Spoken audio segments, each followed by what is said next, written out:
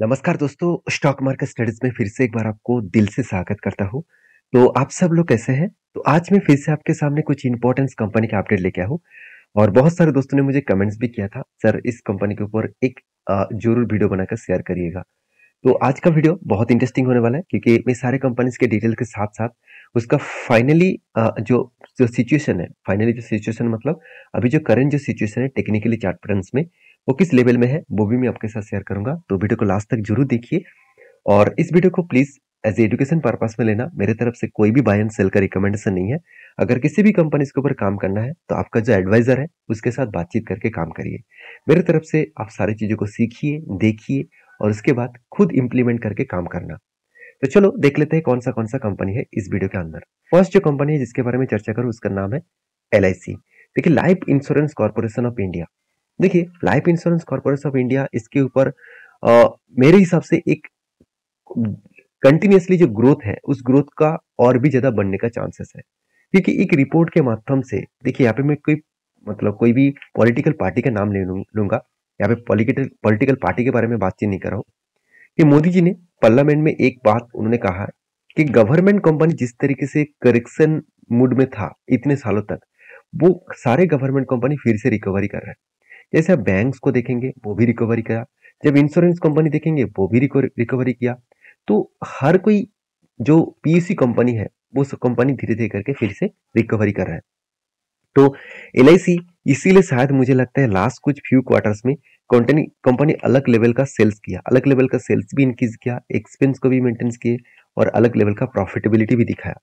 जैसे आप देखेंगे तो पहले कितना 3 करोड़, 250 करोड़, 1400 करोड़ इस तरीके से प्रॉफिट हुआ करता था और अभी कितना 15,000 करोड़, 6,300 करोड़, 13,400 करोड़, 9,500 करोड़। तो सोचिए, ग्रोथ देखिए किस तरीके से ग्रोथ हुआ और किस तरीके से हाई ग्रोथेबल यहाँ पे फिगर आउट देखने को मिला।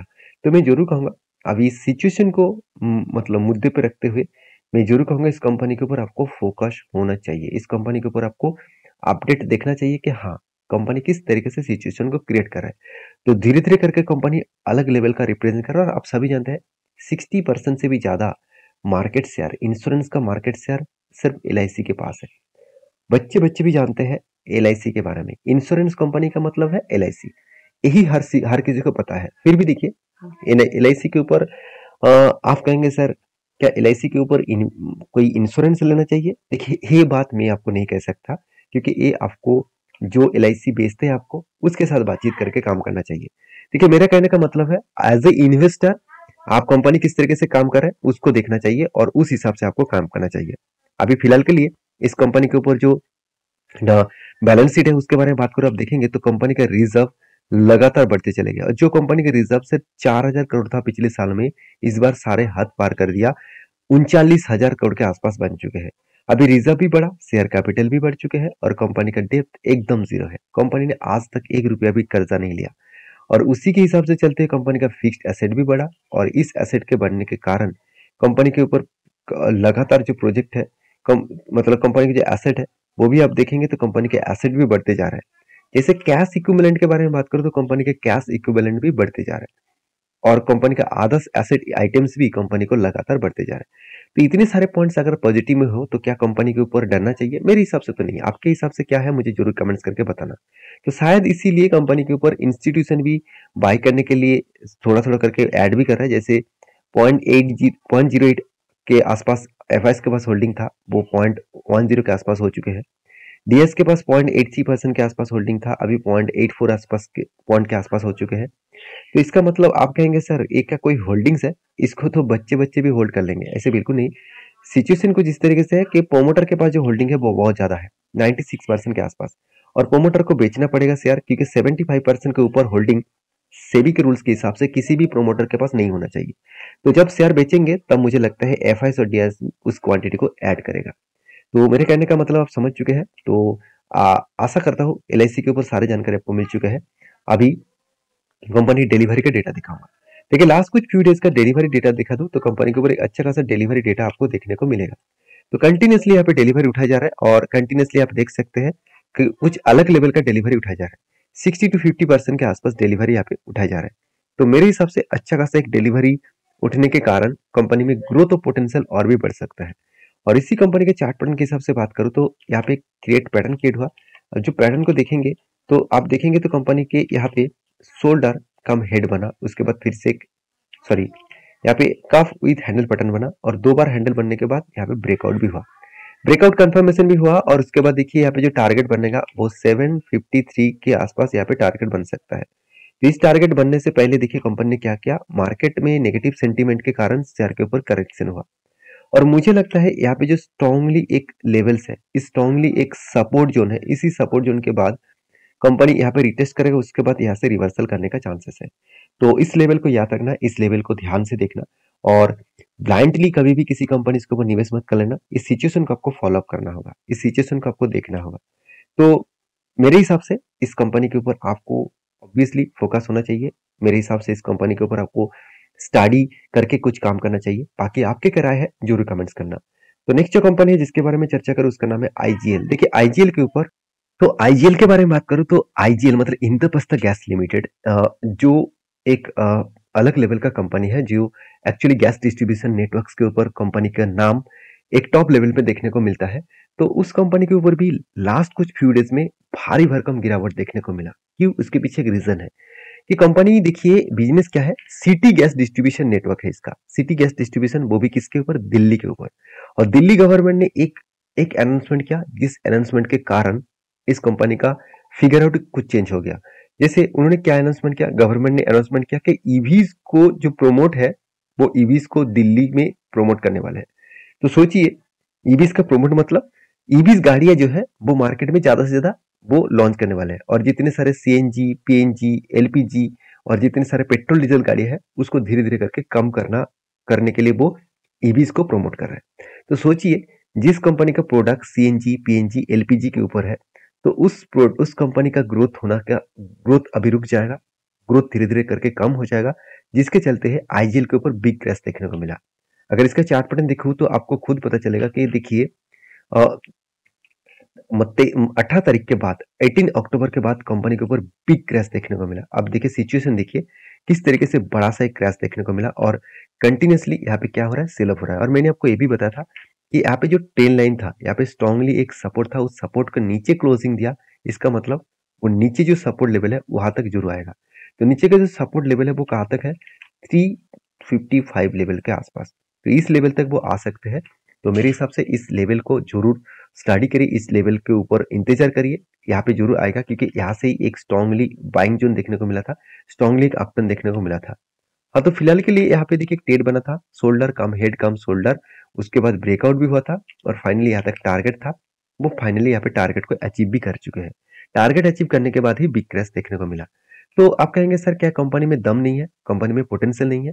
देखिए कंपनी का फाइनली जो रिजल्ट आएगा वो देखा जाए तो कल के दिन रिजल्ट आएगा, और तभी देखा जाएगा कंपनी किस तरीके से परफॉर्मेंस किया है। तो यहाँ पे आप इस कंपनी के डिटेल्स के बारे में बात करो तो क्वार्टरली जो रिजल्ट आया आप देखेंगे तो कंपनी सेल्स में कुछ कमियां नहीं किया कि पिछले बहुत सारे सेल्स कमियां हो गया, बहुत सारे गड़बड़ी हो गए, ऐसे बिल्कुल नहीं। छोटे मोटे करेक्शन हुआ, और वो भी किस में? क्वार्टर में। ईयर ऑफ ईयर बेसिस में कंपनी का सेल्स इंक्रीज हुआ। और कंपनी का प्रॉफिटेबिलिटी के बारे में बात करूं तो 421 करोड़ से बढ़ के हो चुके 438 करोड़। इसका मतलब क्वार्टर को भी बीट किया है और ईयर को भी बीट किया है। तो कंपनी अभी तक फाइनली सितंबर मंथ का रिजल्ट अनाउंसमेंट नहीं किया। जब 1 तारीख को रिजल्ट आएगा मैं आपके साथ फिर से वीडियो बनाकर शेयर करूंगा। तो इस कंपनी के ऊपर रिजर्व के बारे में बात करूं तो कंपनी के रिजर्व देखिए लगातार बढ़ते चले जा रहे हैं। ऐसे नहीं कि रिजर्व में कुछ कमियां है, कंटिन्यूसली रिजर्व बढ़ते चले गए। और कंपनी बोरिंग्स के बारे में बात करूं तो बोरिंग्स एकदम ना के बराबर है। फिक्स्ड एसेट लगातार बढ़ते चले जा रहे हैं, और उस हिसाब से कंपनी के ऊपर इन्वेस्टमेंट भी बढ़ते चले जा रहे हैं। तो जो लोग सोच रहे हैं कि मार्केट में ईवीज आ जाएगा तो इसका डिमांड कम हो जाएगा, बिल्कुल मत सोचिएगा, क्योंकि हर घर घर में डिस्ट्रीब्यूशन, जो गैस का जो सप्लाई का डिस्ट्रीब्यूशन है वो इसी कंपनी लेकर रखा है, और इसका प्रोमोटर है गेल। आप सभी जानते हैं गेल इसका प्रोमोटर है, बीपीसीएल इसका प्रोमोटर है। तो दोनों ही गवर्नमेंट कंपनी है। क्या वो चाहेंगे कि इस कंपनी डूब जाए, कि उसका पैसा डूब जाए? बिल्कुल नहीं ना। वो तो यही करेंगे कि इस कंपनी को पुश करने के लिए जितना इन्वेस्टमेंट करना पड़े, जितना स्ट्रेटेजी यूज करना पड़े, तो वो स्ट्रेटेजी यूज करेंगे। तो बाकी आप समझदार हैं, समझदारी से काम लीजिए, क्योंकि समझदारी से तो काम इंस्टीट्यूशन तो लेना स्टार्ट कर चुके हैं। इंस्टीट्यूशन के पास पहले तो 19% का होल्डिंग था, डीएस के पास मतलब एफआईएस के पास 19%, डीएस के पास 17% का होल्डिंग था। आज दोनों ने ही देखिए होल्डिंग को यहाँ पे बढ़ा चुके हैं। तो ये सारे पॉइंट को मुद्दे पे रखते हुए मैं एक ही बात कहूंगा, कंपनी में हाई ग्रोथ होने के चांसेस है। तो आपकी क्या राय है इस कंपनी के ऊपर जरूर मुझे कमेंट्स करके बताना। तो नेक्स्ट जो कंपनी है जिसके बारे में चर्चा करूँ उसका नाम है जुबिलिएंट फूडट्रक। देखिए इसके ऊपर मैंने एक लेवल में एंटी लिया था और मैंने आपके साथ शेयर भी किया था। और देखिए एंटी मेरे खुद के ओपिनियन के हिसाब से लेता हूँ। मैं आपको कभी भी टिप्स नहीं देता कि चलो मैंने एंटी लिया अब भी ले लीजिए। ऐसे होता नहीं है। ऐसे देखिए हर किसी का अलग अलग ओपिनियन होता है। आप आपके ओपिनियन के हिसाब से चलेंगे, मैं मेरे ओपिनियन के हिसाब से चलूंगा। हाँ, मैं जिस प्रोसीड्योर को फॉलो करके काम कर रहा हूँ उस प्रोसीड्योर को आपके साथ शेयर कर रहा हूँ। चाहे आप उस प्रोसीड्योर को फॉलो कर सकते हैं, नहीं भी कर सकते, ये आपके ओपिनियन है।